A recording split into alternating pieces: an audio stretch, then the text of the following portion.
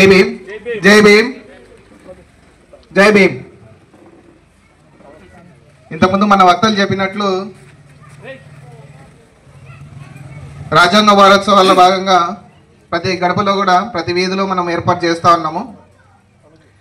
ఎందుకు ఇంత ప్రత్యేకంగా మనము రాజ్యాంగం గురించి చెప్పుకోవాల్సి వచ్చిందంటే, ఈరోజు మనము మన వక్తలు చెప్పినట్టు ఈరోజు మనము చదువుతున్నాము అంటే రాజ్యాంగంలో ఇచ్చినటువంటి హక్కే. అంటే భగవద్గీతలో కానీ లేదా బైబుల్లో కానీ ఖురాన్లో కానీ అధ్యయనాలు వాక్యాలను ఉంటాయి కదా, అలాగే మన రాజ్యాంగంలో కూడా ఆర్టికల్స్ అని ఉంటాయి. ఆర్టికల్స్కి సంబంధించి ప్రతిదీ కూడా ప్రతి ప్రభుత్వం కూడా అంటే ఏ పార్టీ వచ్చినా కూడా ఆ రాజ్యాంగంగా అనుగుణంగానే ప్రవర్తించాలి. ఈరోజు మన పిల్లలు ఫ్రీ ఎడ్యుకేషన్ అని మాంటెసరీ స్కూల్లో కానీ చైతన్య స్కూల్లో కానీ మిగతా విద్యా బడులలో కానీ ఫ్రీ ఎడ్యుకేషన్ కింద చిన్నపిల్లల్ని చేర్పిస్తూ ఉన్నారు. అంటే ఉచితంగానే బడిలో చేర్పిస్తూ ఉన్నారు, ఎటువంటి ఫీజు లేకుండా. దానికి ముఖ్య కారణం ఏంటంటే రాజ్యాంగంలో ఇచ్చినటువంటి రైట్ టు ఎడ్యుకేషన్ అనేది ఒక ఆర్టికల్ ఉంటుంది. అంటే బైబుల్ ఏ విధంగా అయితే వాక్యాలు అంటామో ఆర్టికల్ 21 ప్రకారము రైట్ టు ఎడ్యుకేషన్ యాక్ట్ అనేది పెట్టారు.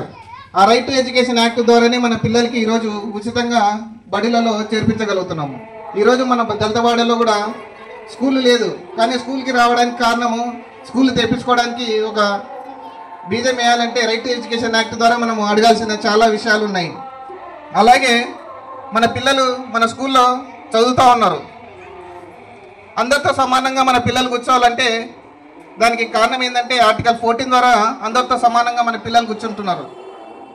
అలాగే మన పిల్లలు రకరకాల మత విశ్వాసాలతోటి మన పిల్లలు ఉంటున్నారు. అంటే ఒకరు చర్చికి వెళ్ళే వాళ్ళు ఉంటారు, ఒకరు గుడికి వెళ్ళే వాళ్ళు ఉంటారు, ఒకరు మసీదుకి వెళ్ళే వాళ్ళు ఉంటారు. అందరూ పక్కన పక్కన కూర్చుంటున్నారంటే దానికి కారణము రాజ్యాంగంలోనే ఆర్టికల్ 25 ప్రకారము ఆర్టికల్ 19 ప్రకారము మనకి ఆ స్వేచ్ఛ హక్కు ఇచ్చినారు. అంటే ఏ మతమైనా తీసుకునే హక్కు రాజ్యాంగం ఇచ్చింది కాబట్టి ఆర్టికల్ 25 ప్రకారము మన పిల్లలు కానీ మిగతా పిల్లలతో కూర్చొని ఉండగలుగుతున్నారు.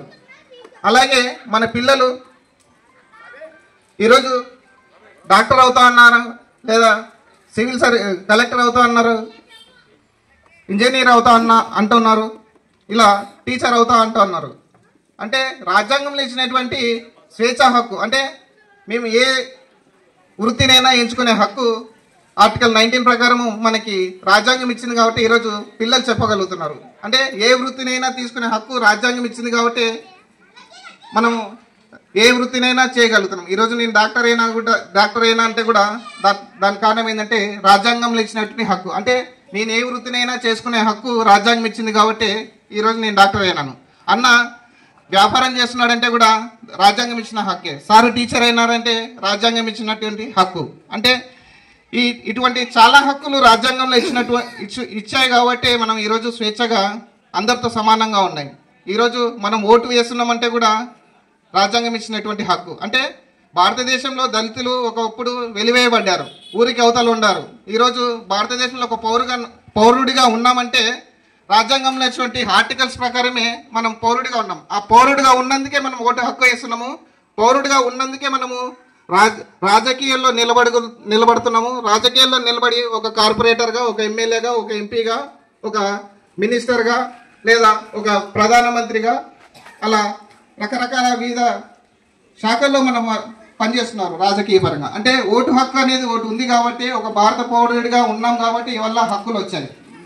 కాబట్టి ఏ ప్రభుత్వం వచ్చినా మనకి సంక్షేమ పథకాలు అనేది రాజ్యాంగంలో పొందుపరిచింది. అంటే ఆదేశిక సూత్రాలు అంటారు రాజ్యాంగంలో.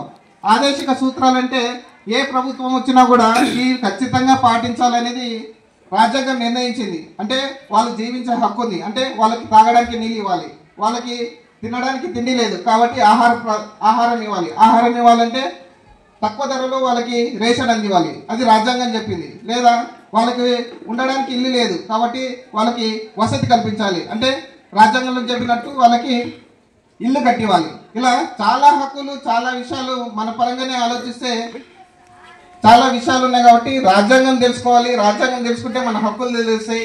హక్కులు తెలుసుకుంటే దాని ద్వారా డాక్టర్ బిఆర్ అంబేద్కర్ గారు ఏందో తెలుస్తుంది. డాక్టర్ బిఆర్ అంబేద్కర్ గారు ఏం చేశారో తెలియాలంటే ముందు రాజ్యాంగం తెలిస్తే కానీ బిఆర్ అంబేద్కర్ గారి గురించి తెలుసుకోలేము. కాబట్టి దయించి మహానీయులు ఎవరైతే ఉన్నారో జ్యోతిరావు పులే గారు, తర్వాత సావిత్రిబాయి పులే, షేక్ ఫాతిమా, తర్వాత బుద్ధుడు, అంబేద్కర్ గారు, రమాబాయి గారి గురించి ఇలాంటి మహనీయుల గురించి చెప్తూ మనం ప్రచారం చేస్తా ఉన్నాం. ఎందుకంటే ఈరోజు మనం జీవించే హక్కున్నాం, జీవించే స్వేచ్ఛ మనకి ఇచ్చారు, ఏ వృత్తినైనా ఎంచుకునే హక్కు ఇచ్చారు. కాబట్టి రాబోయే రోజుల్లో మన పిల్లలు ఇంకా మంచి పొజిషన్లో ఉండాలని మన ఆకాంక్ష. జై భీమ్ దళిత వికాస సంఘం యొక్క ఆశయం కూడా.